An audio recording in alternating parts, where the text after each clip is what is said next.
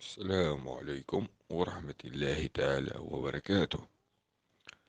إخواني، وياكم الشيخ الروحاني أبو سلطان العماني.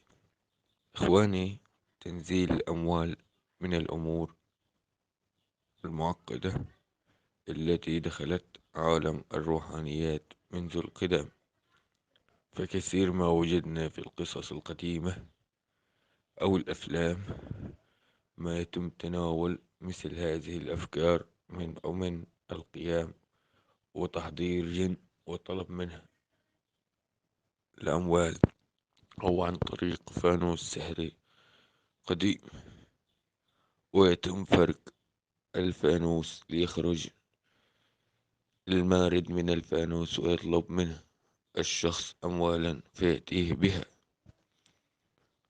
ولعل السؤال المطروح في هذا الموقف: هل تنزيل الأموال أمر حقيقي أم وهمي؟ وهل يمكن لأي شخص تنزيل الأموال، أم أن هذا الشيء خاص بشيخ روحاني متمكن وصل لدرجة عالية من العلم الروحاني؟ وما هي الطرق التي يتم من خلالها تنزيل الأموال؟ كل هذه الأسئلة وأكثر سيتم الإجابة عنها في هذا الفيديو.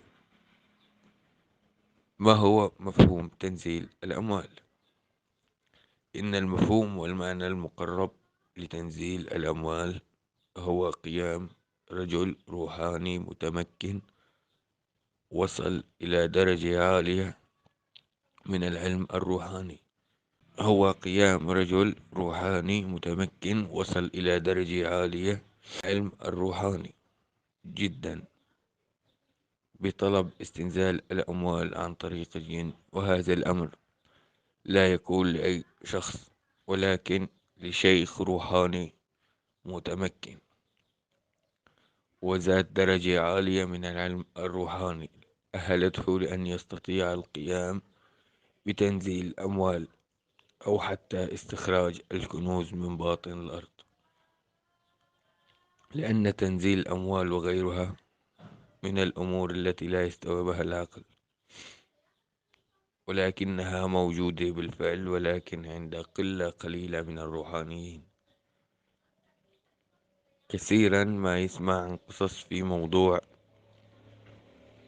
أن أحد من الناس عثر على كنز عن طريق قراءة بعض العزائم أو التعويذات أو التعزيمات والتبخير، وهناك من أصبح صاحب تجارة كبيرة وأموال كثيرة. واليوم نختم بالصلاة على سيدنا محمد وعلى آله وصحبه وسلم.